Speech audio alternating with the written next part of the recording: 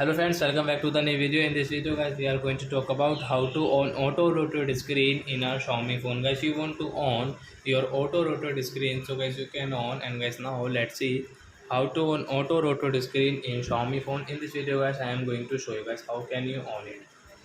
So before starting video friends, I want to tell you if you need my channel, so first of all go and subscribe my channel, click the bell icon and like my video friends. So guys, now let's start the video guys. First of all, open your phone setting guys.